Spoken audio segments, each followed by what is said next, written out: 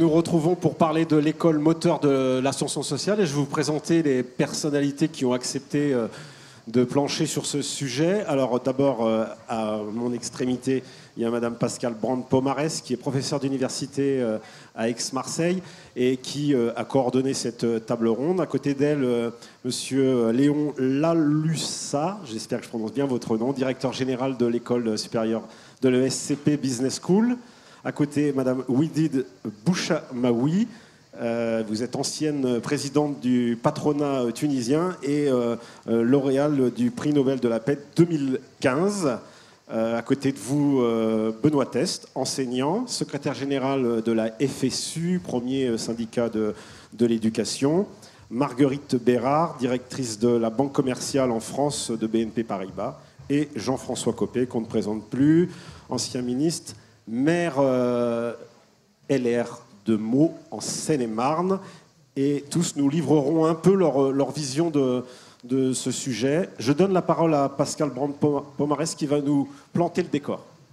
Merci Monsieur Jeudi et bonjour à toutes et à tous et merci au Cercle des économistes de m'avoir confié cette coordination et de m'avoir fait confiance et merci aux participants à cette table ronde. Alors son titre c'est l'école moteur de l'ascenseur social. Ascenseur social, c'est une métaphore qui, associée aux valeurs républicaines de l'école française, résonne très bien. Si on file cette comparaison de l'ascenseur social, on peut quand même se poser certaines questions et notamment se demander s'il n'est pas en panne ou s'il ne fonctionne pas pour tout le monde pareil et en particulier pas pour les enfants issus des milieux défavorisés. Donc l'enjeu de cette table ronde, dans la veine des objectifs de développement durable, c'est de se poser la question d'une éducation pour tous et pas seulement pour sélectionner les élites. Bien entendu,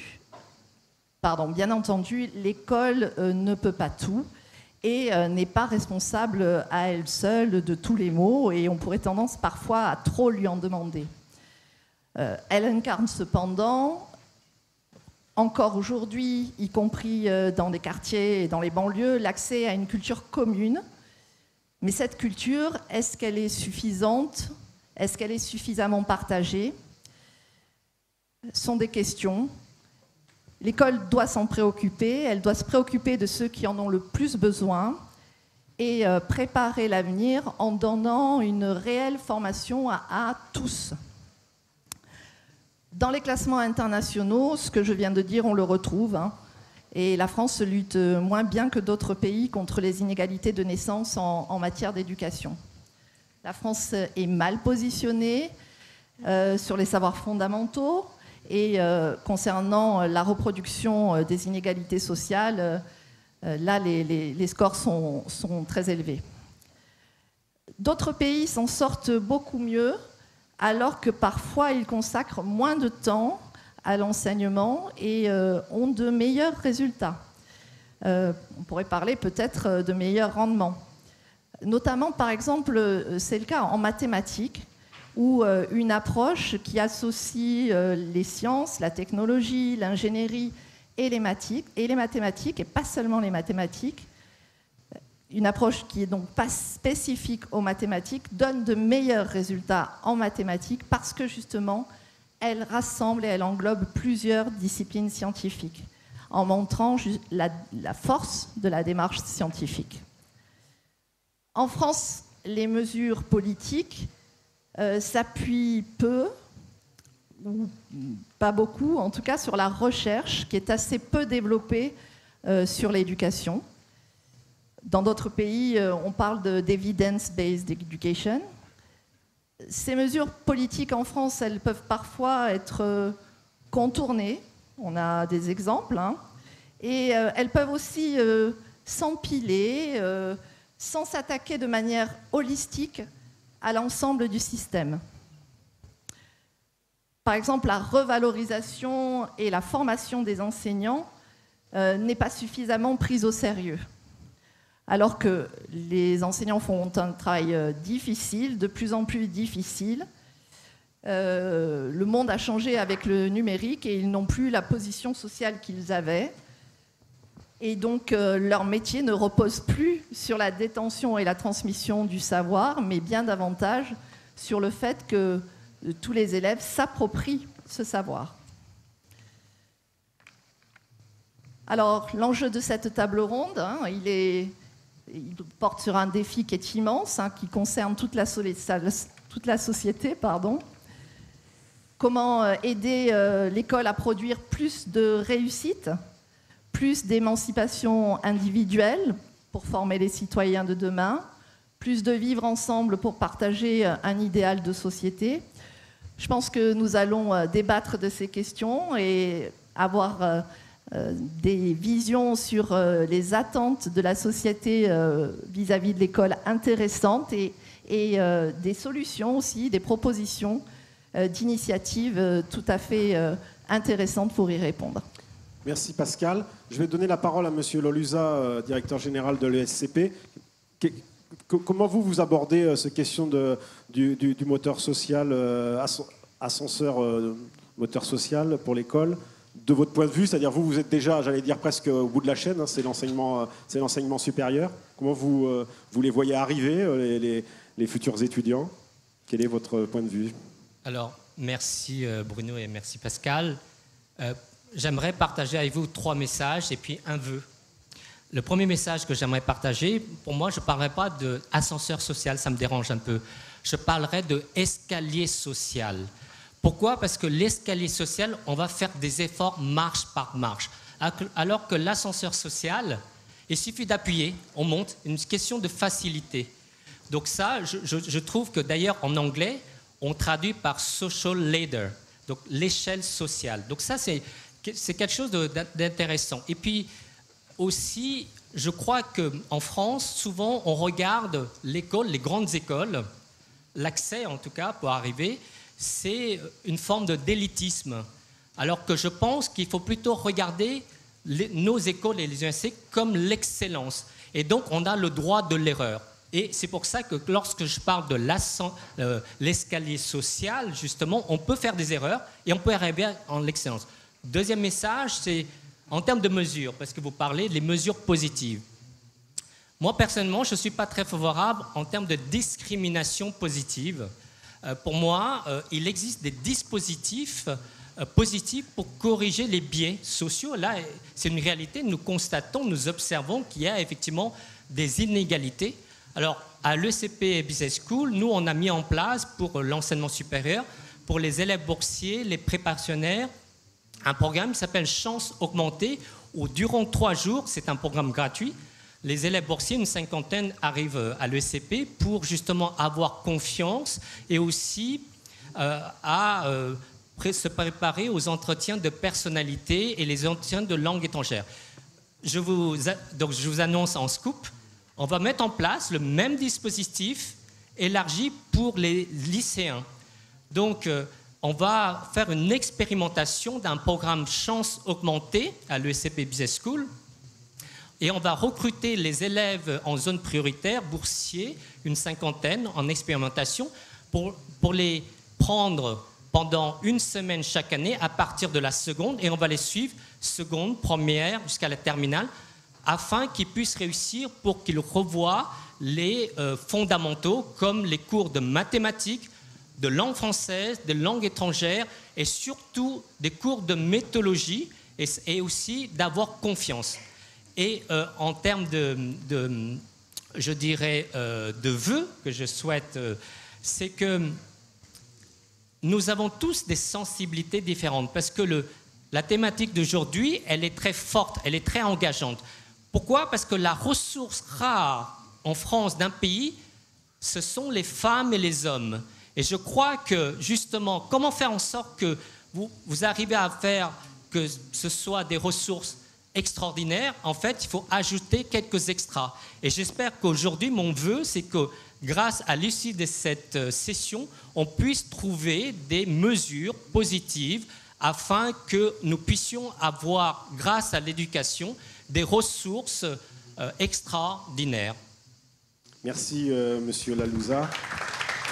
Madame Bouchamaoui. Madame Bouchamaoui, parlez-nous de l'expérience tunisienne. Merci. Je dirais qu'en tant que citoyenne tunisienne, je suis fière d'être issue d'un pays où on avait un visionnaire qui a tout donné pour l'éducation. Et l'éducation pour tous, c'était son défi. Comment donner l'opportunité à tous les enfants de toute catégorie, de toute région, à accéder à l'école. Cet investissement qui a été réalisé et fait par le président Bourguiba, qui a endetté le pays pour avoir ces écoles un peu partout, dans les régions défavorisées, dans des régions lointaines de la capitale, on retrouve des écoles un peu partout. Ce défi est très important pour un petit pays. Juste l'année de l'indépendance, en 1956, on était 3 millions de personnes. Et Bourguiba avait ce défi, a été motivé de trois facteurs pour que l'école soit un ascenseur social. Ce qui a permis d'avoir des élites de partout, des enfants qui sont issus des fils des agriculteurs, des artisans, des médecins. Ils ont le droit au même niveau d'éducation, aux mêmes opportunités et aussi aux mêmes droits. Deux, c'est qu'on a formé une certaine élite. Cette élite qui a construit le pays. Cette élite qui a construit le pays, tout ce qui est projet agricole, projet industriel, tout ce qui est formation. Et on a eu aussi la chance d'envoyer certains instituteurs tunisiens dans certains pays africains pour former et pour aussi échanger cette expérience. Et puis, il a aussi misé sur la qualité de l'éducation. Les instituteurs étaient à ce moment-là très respectés et on était fiers d'avoir un instituteur dans la famille. Aujourd'hui, l'ascenseur social en Tunisie, il est en panne. Il est en panne pour diverses raisons. Un, on a opté peut-être après pour la massification de l'éducation. Donc, il y avait des écoles un peu partout, sans tenir compte de la qualité, plus ou moins, et sans revoir la qualité du programme. Il y a un petit problème de micro. Oui. Donc, voilà. Il y a l'ascenseur, aujourd'hui, il est en panne parce que malheureusement, on n'a pas... On a essayé de renouveler, mais aussi de reformer l'éducation, mais jusqu'à aujourd'hui, on piétine. On n'est pas arrivé à trouver les bonnes raisons. Peut-être il y a beaucoup de forces intérieures qui essaient de ne pas vraiment donner cette liberté pour reformer l'éducation. Nous avons besoin aujourd'hui de revoir tout le système et de s'adapter au marché de l'emploi. Et c'est pour ça que je dirais que nous avons besoin de l'implication du privé. En tant que chef d'entreprise, je pense que nous avons une grande responsabilité à aussi accepter cette alternance entre l'université et l'entreprise, à accepter aussi d'ouvrir des centres de formation professionnelle, à donner des bourses aux démunis et aussi à accorder l'importance de la formation. On peut, avec l'ascenseur social, faire une formation, accéder en tant que technicien supérieur, arriver jusqu'au grade de l'ingénieur et puis arriver jusqu'au grade de la direction. Ce qui est à faire aujourd'hui est très important et parce qu'on a senti aujourd'hui, et on a les chiffres qui sont devant nous, la majorité des chômeurs aujourd'hui, nous avons presque 25 à 30% de chômeurs qui ont des diplômes d'enseignement supérieur et qui acceptent n'importe quoi, même d'être affectés dans un centre d'appel parce qu'ils ont besoin de travailler.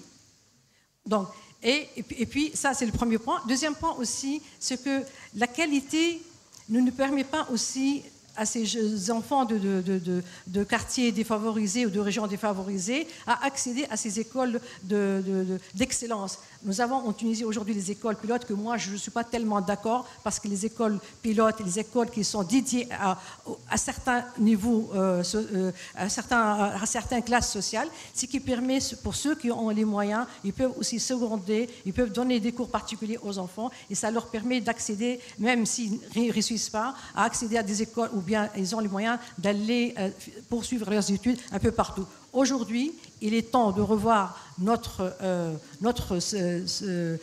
parcours scolaire. Il est temps de revoir aujourd'hui les manières à prendre en considération pour les adapter au marché. Il y a de nouvelles technologies. Aujourd'hui, on peut, même en restant chez soi aussi, avoir l'éducation nécessaire via l'Internet, via les applications. Ce sont des sources secondaires qui sont aujourd'hui adaptées. La formation continue reste toujours, moi je suis convaincu que la formation continue reste toujours une seconde arme pour se protéger et aussi pour aller au-devant. Merci, Madame Bouchamaoui. Monsieur Test, en préparant votre intervention, m'avait dit sur la question du moteur de l'école moteur de l'ascension sociale. Vous m'avez dit l'école est profondément inégalitaire. C'est l'analyse que vous faites aujourd'hui. Je rappelle, vous êtes secrétaire général du premier syndicat. Est-ce que vous pouvez nous dire pourquoi? Qu'est-ce qui ne va pas pour qu'elle soit aussi profondément inégalitaire? Alors, effectivement, l'école aujourd'hui est inégalitaire, ce qui ne veut pas dire qu'elle ne réponde pas à un certain nombre des objectifs qu'elle se fixe et qu'elle soit en panne complètement. Elle a produit toute une génération de gens très formés, très qualifiés. On est un des pays les plus productifs. On a voilà, une main-d'œuvre qui est efficace, on a une démocratie aussi. Alors, il faudrait interroger tout ça aussi sur les indicateurs. Quels indicateurs on utilise pour mesurer le niveau de réussite de l'école. Mais effectivement, aujourd'hui, elle reproduit les inégalités. Très clairement, l'école française, elle ne peut pas tout. Donc, cette reproduction des inégalités, elle s'inscrit aussi dans un contexte où il y a de la ségrégation socio-spatiale, il y a des inégalités fortes déjà existantes, mais elle ne les corrige pas suffisamment.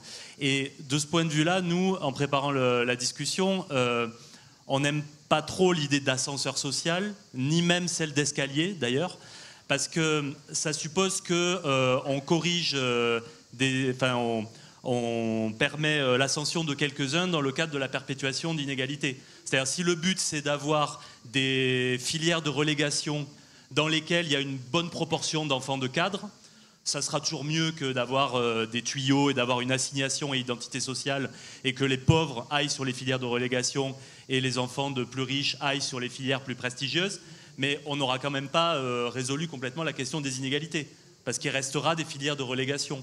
Donc le point principal, c'est quand même de se dire pourquoi il y a des filières de relégation et comment on fait en sorte que toutes les formations amènent à un même niveau. Et je ne dis pas au même savoir, évidemment, pas à la même chose. Il ne s'agit pas de donner la même chose à l'ensemble des élèves, mais il s'agit de les amener à un même niveau et à un niveau important, qualifiant, qui permettent de s'insérer socialement, etc. Et donc, plutôt que l'ascenseur, l'escalier, nous, on préférerait quand même la notion de passerelle. Cette idée de passerelle qui n'existe que très peu en France dans le système éducatif. Il y a un système éducatif effectivement très en silo, où quand on n'a pas choisi la bonne spécialité, quand on n'a pas choisi la bonne filière, pour revenir en arrière, c'est très compliqué.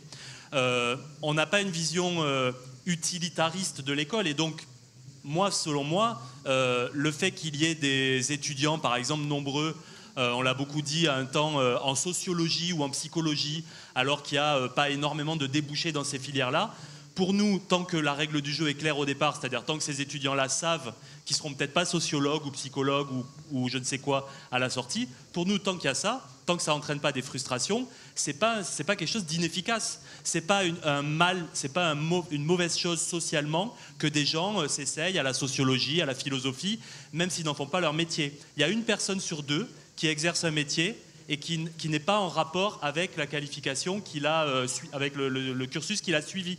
Et pour nous, ça, c'est pas un mal, c'est pas quelque chose qui est mauvais.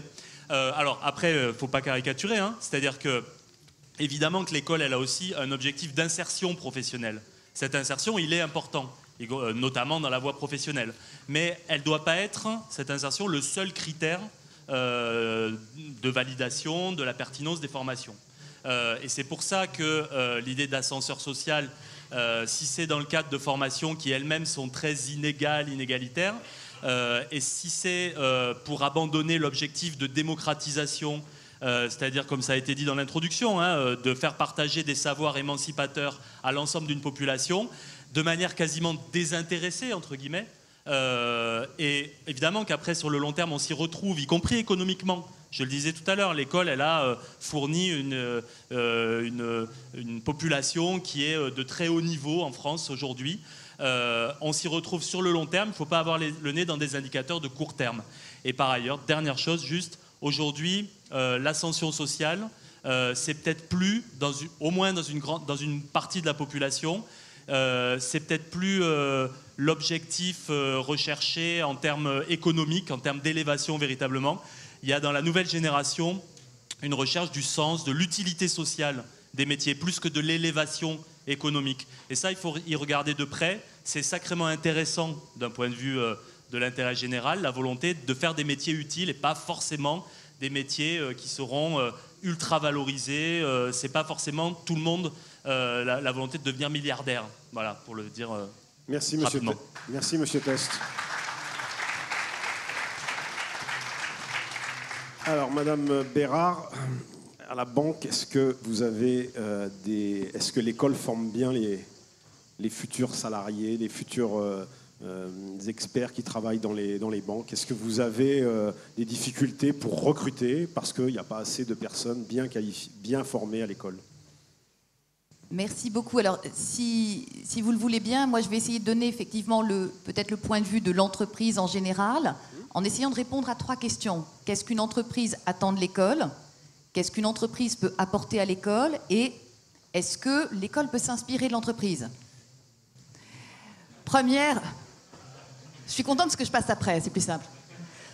Premier point, qu'est-ce qu'on attend de l'école? J'ai envie de dire, on attend de l'école des citoyens. Des citoyens, c'est-à-dire qu'elle forme des gens qui sont à l'aise pour vivre en société, qui ont conscience qu'il y a des droits et des devoirs, qui savent que leur liberté s'arrête là où commence celle des autres, qui ont de la considération pour leurs collègues, pour leurs clients. Ça, c'est une attente de l'entreprise. L'entreprise, elle n'attend pas nécessairement que l'école forme à des compétences techniques. Il y a plein de métiers qui existent aujourd'hui, opérateurs de drones, domoticiens, responsables RSE. Honnêtement, ça n'existait pas il y a 10 ans. Il y a des métiers qui sont en pénurie aujourd'hui, par exemple les codeurs, qui peut-être ne seront pas en pénurie demain parce qu'avec l'intelligence artificielle, je n'aurai pas forcément besoin de recruter des codeurs. C'est des questions que je me pose aujourd'hui. Mais en revanche, on a aussi besoin que l'école forme des gens qui exercent leur jugement, leur discernement. Distinguer ce qui est vrai de ce qui est faux, le bien du mal. À un moment où les intelligences artificielles prennent des proportions vertigineuses, je crois que penser soi-même, ça, on a besoin que l'entreprise forme des jeunes gens à ça. Donc ça, c'était les attentes qu'une entreprise peut avoir vis-à-vis de l'école. Qu'est-ce que l'entreprise peut apporter à l'école? Beaucoup de choses. D'abord parce que souvent, l'entreprise, elle prolonge l'école. Nous, on est des adeptes des formations en alternance. On a créé d'ailleurs notre propre centre de formation en alternance. On forme 600 jeunes chaque année. On pense que ça fonctionne extraordinairement bien. Ensuite, l'entreprise, pourvu que l'école l'accueille, elle est une fenêtre ouverte sur le monde. On est le premier employeur privé de Seine-Saint-Denis. Chaque année, on accueille énormément d'élèves de 3e. On les emmène dans nos agences et on les emmène pas dans les agences de Seine-Saint-Denis, on les emmène dans d'autres quartiers, à Paris, dans les arrondissements à un chiffre, pour qu'ils voient autre chose, pour les sortir de leur quartier. Et puis, on va dans les écoles. Nous, avec des associations comme 100 000 entrepreneurs, on a des banquiers, des chefs d'entreprise qui chaque année vont dans des classes. Alors, on demande d'abord aux jeunes ce qu'ils ont envie de faire. Alors souvent, c'est agent de footballeur, c'est influenceuse, mais une fois qu'on a passé ce cap-là, eh ben, on montre que finalement, l'aventure de l'entreprise, ça peut être un truc très, très excitant et un avenir qui peut être très réjouissant. Alors enfin, est-ce que l'école peut s'inspirer de l'entreprise? Ne me regardez pas comme ça, ça va aller. D'abord, il peut y avoir des critères d'autonomie. Est-ce qu'un chef d'établissement peut être amené à choisir ses collègues ou à contribuer à les choisir, à établir ensemble un projet pédagogique qui corresponde vraiment au bassin de vie dans lequel il est, à une réalité? Est-ce que l'école aujourd'hui gère bien ses talents? On sait qu'un enseignement de qualité, un enseignant de qualité, avec des méthodes de qualité, c'est un monde de différence, surtout quand les familles ne peuvent pas y suppléer. Bon, aujourd'hui, il y a des profils, je pense aux profils scientifiques. Les entreprises les recrutent en abondance. Comment est-ce qu'on s'assure qu'il y a des profs de maths de bonne qualité pour former dans nos écoles? Comment est-ce qu'on fait face à cette compétition? Elle est rude. Et puis, comment est-ce qu'on est capable de penser les carrières des enseignants? Et je m'arrêterai là. Parce que finalement, enseigner, c'est usant. Toute une carrière devant une classe, ça peut être usant. Comment est-ce qu'on s'assure qu'un enseignant, s'il le souhaite, il peut avoir une deuxième vie? Pourquoi pas comme banquier, s'il a envie? Mais aussi, comment est-ce qu'on s'assure qu'un professionnel, un banquier, si après tout, il a envie, à un moment de sa vie, de venir enseigner les mathématiques, eh ben, il peut le faire aussi. Ces passerelles-là, moi, je pense qu'elles seraient très utiles. Merci. Merci, Marguerite Bérard. Alors, Jean-François Copé, donc ancien ministre, maire de Meaux. Quel constat, vous êtes l'homme politique de cette table ronde, quel constat vous faites sur ce moteur social? Vous êtes aux premières loges en tant que maire de Meaux, une ville populaire. Et surtout, quelles solutions vous avez en tant que politique? Vous avez réfléchi au sujet? Bon, d'abord, je voudrais dire que je fais partie des gens qui supportent plus le school bashing. Voilà, cette manière qu'on a en France de tout défoncer, y compris l'école. Et du coup, on n'évoque plus jamais les réussites absolument formidables qu'on arrive à réaliser grâce aux profs, grâce aux chefs d'établissement, grâce à tous les acteurs, qui permettent des réussites formidables et qui, contrairement à tout ce qu'on raconte, sont beaucoup plus nombreuses qu'on ne le croit, y compris dans les quartiers difficiles, y compris issus de milieux plus défavorisés que d'autres.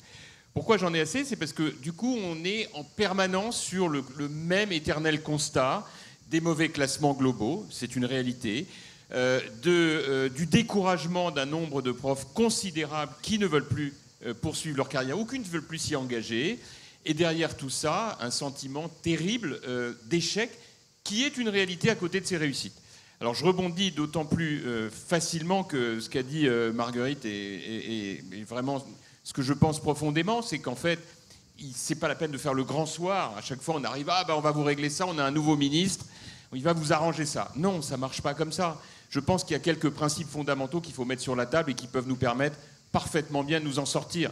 Le premier de ces principes, c'est qu'au lieu d'avoir une vision nationale, globale, lourde, de la manière d'organiser l'enseignement en France, il faut que l'unité de combat, au sens noble du terme, pour former nos enfants, ça doit être l'établissement. Parce que chaque école est unique, parce que chaque quartier est unique, et que de ce point de vue, le chef d'établissement, c'est un homme clé. Parce que celui qui va diriger le collège, l'école primaire, le lycée, va être l'homme orchestre qui va organiser un projet sur des bases évidemment nationales, mais un projet adapté au public auquel il va enseigner. Et donc, ça doit être, à mon avis, le point absolument cardinal. Il faut faire de l'établissement la clé de voûte de ce qu'on veut mettre en œuvre avec un projet. Moi, tous les établissements, et j'en parle en connaissance de cause depuis toutes ces années, où j'ai eu des chefs d'établissement qui ont réussi à se faufiler entre les gouttes des contraintes administratives et qui ont lancé un projet sportif, théâtral, culturel, scientifique, ont eu d'énormes succès. Deuxième point, il faut repenser complètement la manière de consolider les enseignants dans leur carrière. Marguerite a complètement raison. On ne peut pas continuer comme ça. Les enseignants sont livrés à eux-mêmes dans des conditions dont on n'a même pas idée. Ils sont extrêmement vulnérables aujourd'hui en termes d'autorité. Tout le monde a en tête les histoires innombrables d'enseignants qui ont essayé d'être un peu sévères, qui se sont retrouvés face à des élèves récalcitrants et des parents agressifs. Ça n'est pas possible. Il faut réfléchir à la formation de ces professeurs, à probablement repenser et leur début de carrière et leur parcours et mettre les pieds dans le plat sur ces sujets. Personne ne le fait. Pourquoi? Pardon, monsieur Test. C'est parce que malheureusement, il y a une vision encore très égalitariste qui est, à mon sens, et pardon, on a cette différence, le plus grand ennemi de la réduction des inégalités. Parce que je suis désolé, on ne peut pas avoir le même projet, on ne peut pas avoir les mêmes équipes enseignantes, on ne peut même pas avoir le même chef d'établissement selon qu'on est dans un collège en centre-ville, d'un quartier favorisé, d'une banlieue difficile ou d'une zone rurale. Il faut que pour chacun, on ait des volontaires qui soient engagés et qui soient évalués. Autre gros mot, évidemment qu'il faut évaluer les résultats. Et si ça ne marche pas, ce n'est pas dramatique. Chez les anglo-saxons, quand on échoue, c'est une chance. En France, on est au bord de la fin du monde. Non. L'échec, c'est l'apprentissage de la vie, pour tout le monde, pour un élève, mais même pour un enseignant. Et enfin, dernière chose, l'élève, bien sûr. L'élève, chaque enfant est unique. Chaque enfant doit être considéré pour ce qu'il est. Donc, réfléchissons à ce que doit être le modèle éducatif de ce 21e siècle, où il faut bien admettre que la concurrence est rude, entre les réseaux sociaux, les portables, les jeux vidéo, toute l'intelligence artificielle. Il faut repenser tout cela. Et le repenser, ça veut dire quoi? À mon avis, il y a 3 objectifs. Le premier, c'est un objectif de pédagogie. Oui, bien sûr, il faut apprendre à apprendre et avoir un sens critique. C'est la forme la plus merveilleuse de l'enseignement et de l'esprit français. C'est l'esprit cartésianisme. Apprendre à avoir un esprit critique, équilibré, la thèse, l'antithèse. On l'apprend de manière méthodique, sauf quand on y renonce. La pédagogie. Deuxième axe, le parcours individuel. Chaque enfant doit être accompagné. Et moi, je peux vous garantir que les villes, elles mettent beaucoup d'argent dans l'accompagnement individuel et que quand il y a un enfant qui a une difficulté, on est là pour lui, y compris après 16 heures. le soutien scolaire. C'est absolument vital. Et puis le troisième point, c'est l'enseignement collectif, l'enseignement de groupe. Il faut que chaque enfant dans une classe se sente solidaire de son copain. S'il est un peu meilleur que lui, il faut qu'il lui donne un coup de main. S'il est un peu moins bon, il faut qu'il se sente soutenu. De ce point de vue, l'apprentissage collectif existe très peu en France. Et quand vous voyez ce qu'on a vu la semaine dernière, il y a derrière tout ça une violence absolument incroyable, en tout cas pour ceux qui ne voulaient pas y croire. Mais derrière tout ça, il y a le dernier pilier du système, c'est les parents.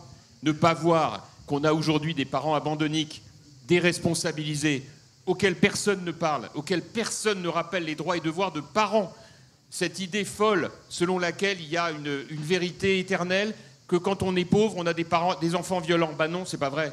La vérité, c'est qu'on peut être issu d'un milieu très modeste et réussir merveilleusement l'éducation de ses enfants parce qu'on s'en occupe, parce qu'on est responsable et parce qu'on a compris que c'était les valeurs aussi de la République. Donc sur ces sujets absolument essentiels, qui ne sont pas des grands soirs, qui sont des réformes méthodiques qu'on peut mettre en place au début d'un quinquennat, Bruno, pour éviter les grèves. D'accord. Pendant l'été. Vous voyez, on est élu au mois de mai, on prépare les ordonnances, on est élu sur le programme, on fait ça pendant l'été avant que tout le monde soit revenu du Larzac, et en septembre, c'est applicable. Donc c'est déjà un peu tard, quoi. Voilà pourquoi je pense que sur ces sujets, en réalité, ce n'est pas d'un grand soir dont on a besoin, mais en vérité de prendre en compte des choses sur lesquelles on a fait le diagnostic depuis des années, qu'il faut juste mettre en place. Et encore une fois, je le répète, avec une idée simple, c'est que chaque enfant est unique, chaque enfant est important, et qu'il faut donc évidemment prévoir pour chacun un parcours personnalisé au sein d'un établissement adapté au quartier. Merci Jean-François Copé. Qui veut donc, vous l'avez compris, un peu déconcentrer le mammouth avec l'autonomie des écoles, le chef d'établissement qui est un vrai chef et les enseignants qui doivent également revoir un peu leur méthode. On va engager une discussion plus libre. J'avais envie de demander à M. Tess ce que vous pensiez des interpellations de monsieur le ministre, rapidement, parce qu'après on va essayer de faire tourner la parole et prendre quelques questions dans la salle. Alors, j'éviterai de partir dans le Larzac si les Républicains démarrent un quinquennat, parce que j'ai compris qu'il y avait quand même des projets qu'ils avaient sous le coude.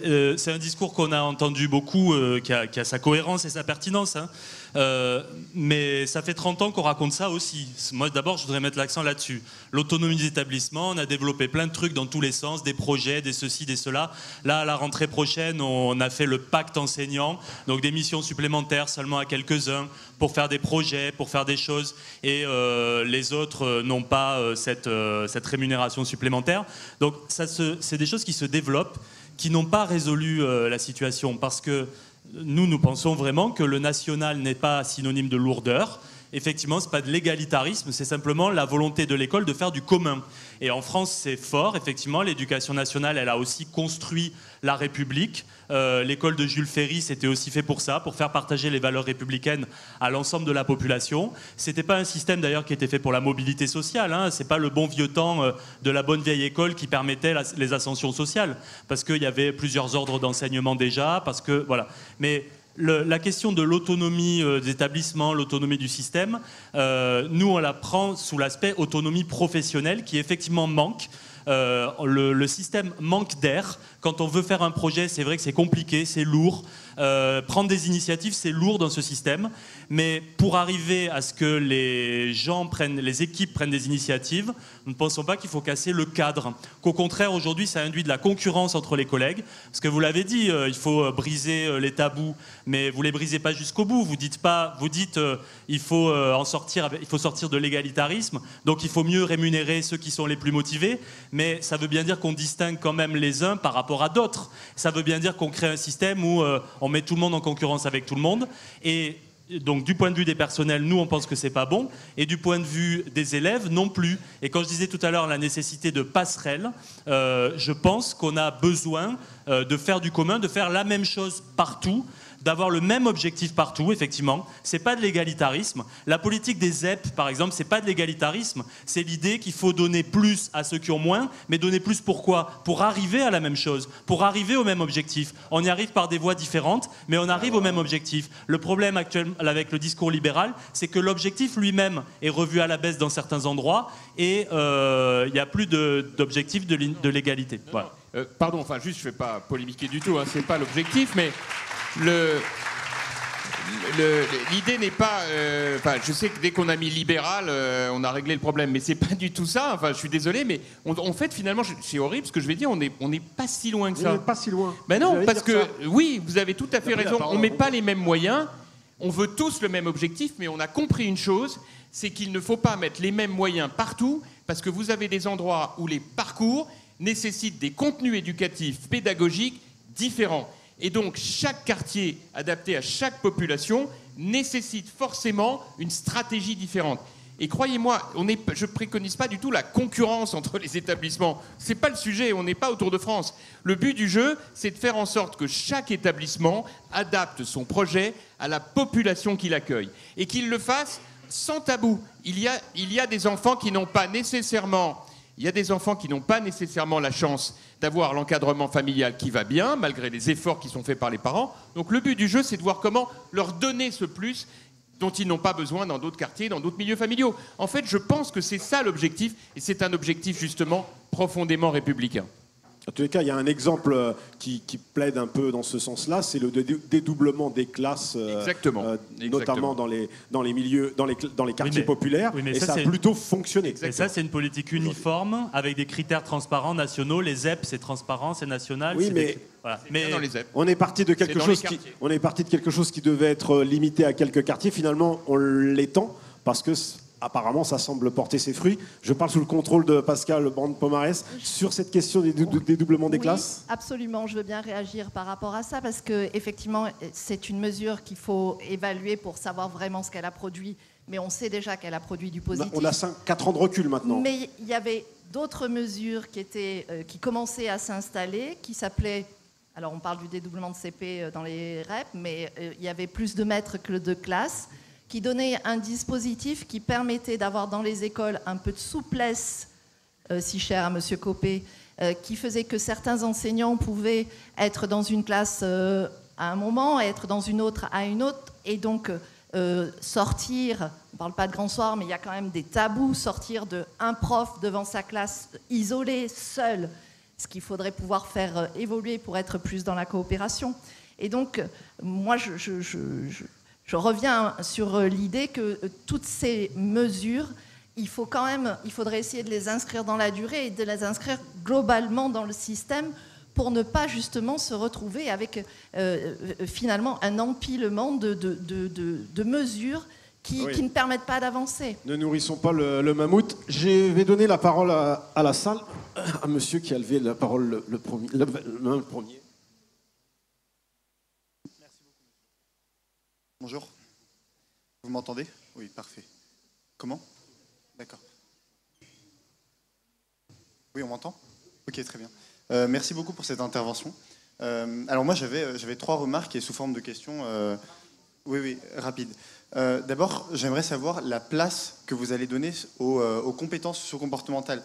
Parce que depuis le début, on parle beaucoup de matières fondamentales, mais là, j'invite à aller voir les dernières recherches académiques qui ont été faites, notamment à l'ENS avec les travaux de Coralie Chevalier, qui montrent qu'en France, le principal problème qu'on a, c'est pas uniquement sur les matières fondamentales, donc en mathématiques, en français et en langue étrangère, mais l'importance de développer donc la confiance en soi. Et notamment, il y a des biais de fatalisme social qui sont plus importants chez les élèves de milieux défavorisés. Et ensuite, juste une dernière remarque, allez. Et une deuxième remarque sur l'efficacité des zones d'éducation prioritaire, parce que là, j'ai cru entendre qu'on disait qu'elles étaient efficaces.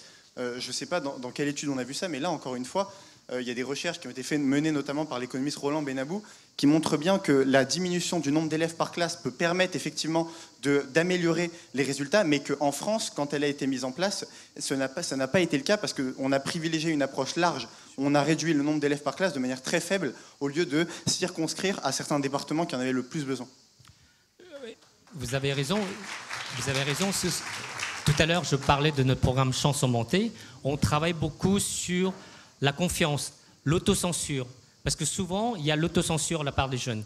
Et nous, à l'ESCP, il y a 2 ans, on a mis en place un passeport numérique sur les attitudes et les comportements et les compétences. Justement, pour pouvoir évaluer nos élèves tout au long de la vie, avec une certification blockchain pour s'assurer qu'on puisse justement vérifier, parce qu'il y a les comportements, on parlait des respects que Marie Bérard, et ça c'est vraiment important. Et donc c'est à nous aussi de mettre en place ce que les anglo-saxons appellent les soft skills. Oui, Monsieur ? Nous avons observé ces derniers temps que la police ne suffisait pas à pacifier une société, d'où le rôle très important de l'école. Encore faut-il y mettre les moyens. Alors merci, Monsieur Copé, de cet éloge du corps enseignant. Pour tester la sincérité, votre sincérité, je voudrais savoir si vous êtes partisan, puisque vous avez parlé de formation, vous avez parlé de pas mal de réformes. Nous ne sommes pas dans le monde des idées, de l'abstraction. Rappelez-vous les critiques qu'on peut faire aux pédagogues. Nous sommes très, très concrets. Donc, il s'agit aussi de moyens. Et pour trouver les moyens, seriez-vous partisan pour augmenter les impôts d'une minorité tant choyée depuis des années, pour sauver l'école de demain? Si augmenter les impôts de la minorité tant choyée et régler les problèmes, honnêtement, je le ferais volontiers. J'ai juste un petit doute. Je pense que le sujet, c'est pas uniquement d'augmenter les impôts de la minorité choyée, c'est surtout de faire en sorte que les impôts qui sont demandés aux Français, donc y compris les plus riches, mais enfin c'est un autre débat, soient optimisés dans leur utilisation. Or le problème, c'est que malheureusement, il y a beaucoup de pertes en ligne, y compris à l'éducation nationale. Voilà. Maintenant, si vous le permettez, moi je voudrais quand même dire juste, je ne suis pas sincère, je vous remercie. Non mais attendez, on peut ne pas être d'accord avec vous et avoir sa part de sincérité. Enfin, on se respecte, chacun sa position, monsieur. Quand même.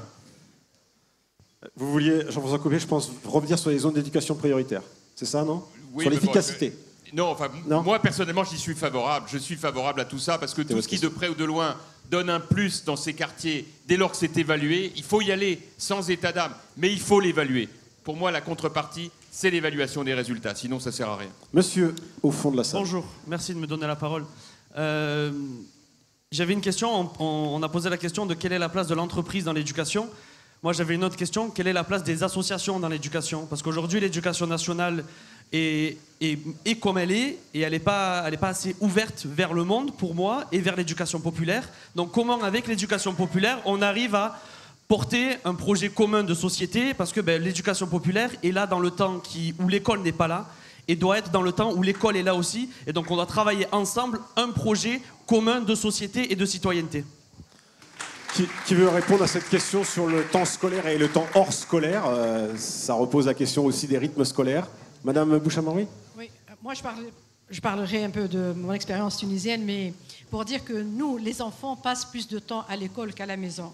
Donc il y a aussi une formation qui devrait être faite au niveau des instituteurs, au niveau du cadre pédagogique, et aussi l'implication des parents et des enfants et des jeunes dans l'élaboration des programmes, dans les activités parascolaires. On voit un petit peu les systèmes dans les pays scandinaves où il n'y a pas ces compétitions d'examen tout le long des années de primaire.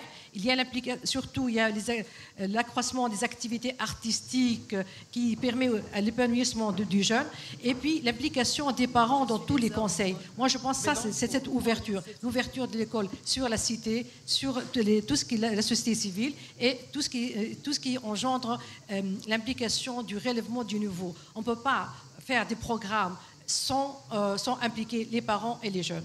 Pascal, sur la question un peu des rythmes scolaires, en gros plutôt le côté l'école qui ne retient pas assez peut-être les enfants dans le cadre scolaire? Peut-être l'inverse, comment l'école est ouverte sur le reste de la société et comment la société permet aussi à l'école de bien remplir sa fonction. Je partage ce qui a été dit par Madame Bouchamaoui. Je pense que l'éducation populaire a un rôle à jouer, la coparentalité a un rôle à jouer. Le projet de société, ce n'est pas le projet de société de l'école et le projet de société des entreprises, c'est le projet de société. Et il faudrait pouvoir avoir justement plus d'interpénétration pour développer la culture. Quand des enfants d'Aulnay-sous-Bois vont pour la première fois au Louvre parce que l'école les y amène, je trouve ça super. Quand à Marseille, l'association Le Grand Bain permet à des écoles d'être jumelées, l'une dans les quartiers nord, l'autre dans les beaux quartiers, et qu'il y a un projet commun qui fait que les parents sont associés des deux écoles, il se passe des belles choses. Sur cette question des projets et d'être au plus près des talents, des initiatives, bien sûr que ça passe par ça, mais après, il faut effectivement qu'il y ait les moyens pour donner à ceux qui en ont le plus besoin, parce que quand on va au Louvre avec ses parents, on n'a pas besoin d'y aller avec l'école, et c'est ça toute la difficulté. Merci Pascal. Madame. Merci. Alors moi, je me demandais comment est-ce qu'on pouvait s'organiser pour que l'entreprise pénètre le monde de l'éducation le plus tôt possible, pour redonner du sens, et comment est-ce que, à travers cette manière de faire, en réalité, on combat de manière beaucoup plus concrète la discrimination.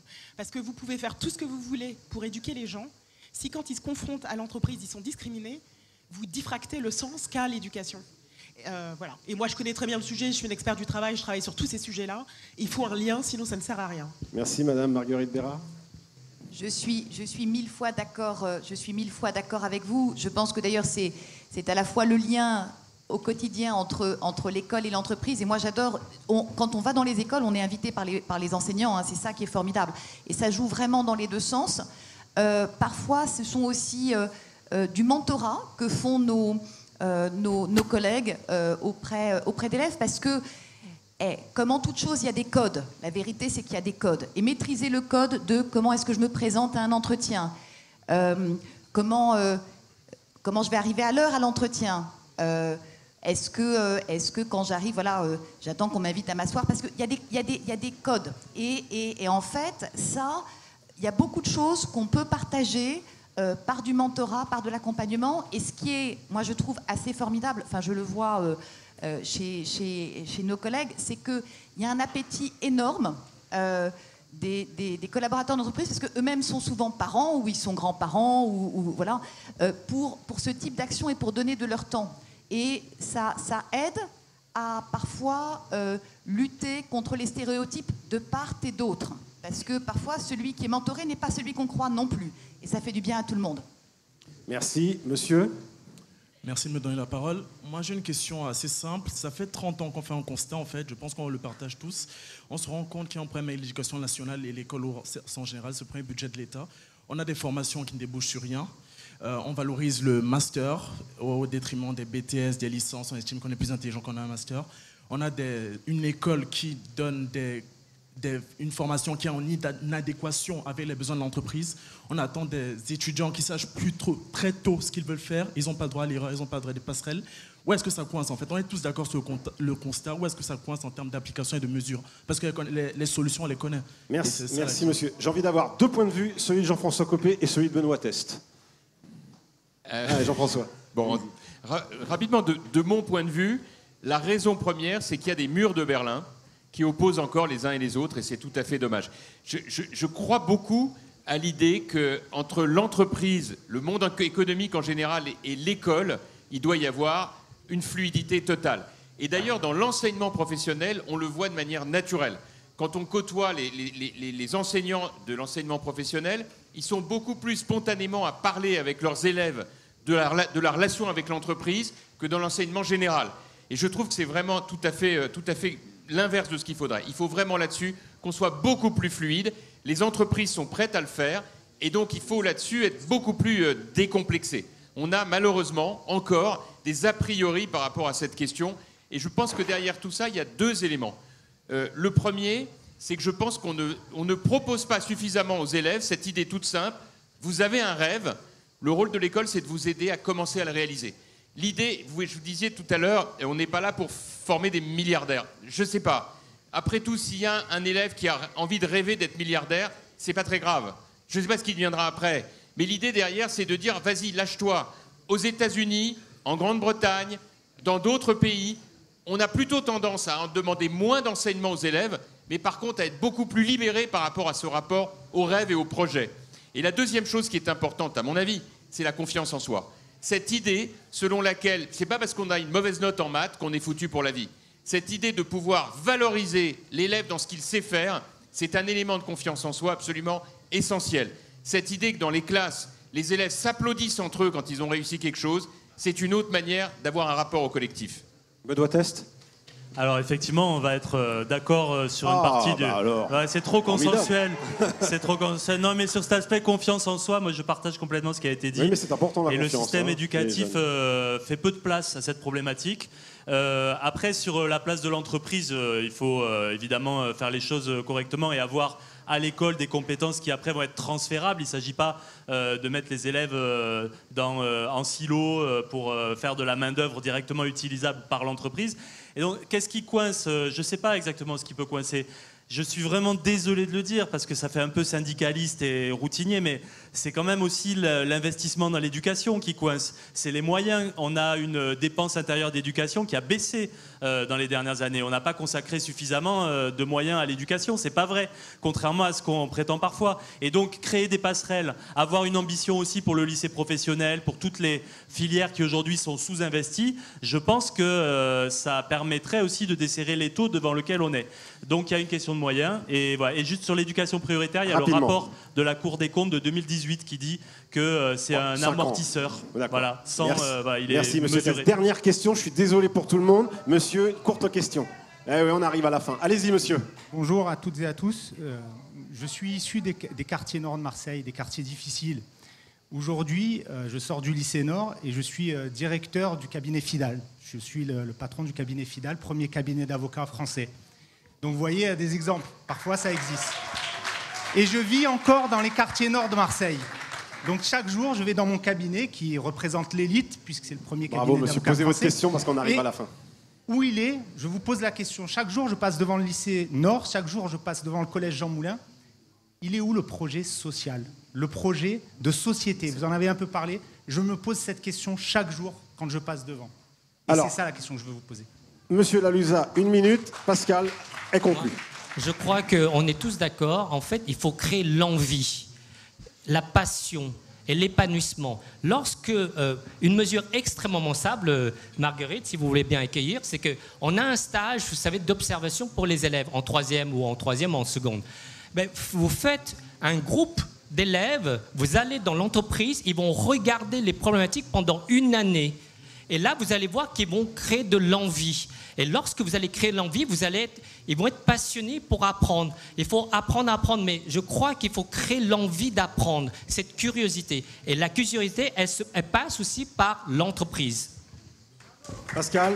Oui, on l'a vu, hein, c'est un sujet qui déchaîne les passions et je ne suis pas certaine que le constat qui peut être partagé il soit suffisant pour dire quelles sont les solutions et que la solution, finalement, on le voit, elle dépasse les approches partisanes et elle mériterait une approche qui soit vraiment transpartisane par rapport au fait que j'ai entendu parler de compétences sociales, d'envie, de possibilités aussi pour ces jeunes des quartiers de se réaliser et donc de s'appuyer sur les talents qui existent et permettre à chacun d'aller le plus loin possible.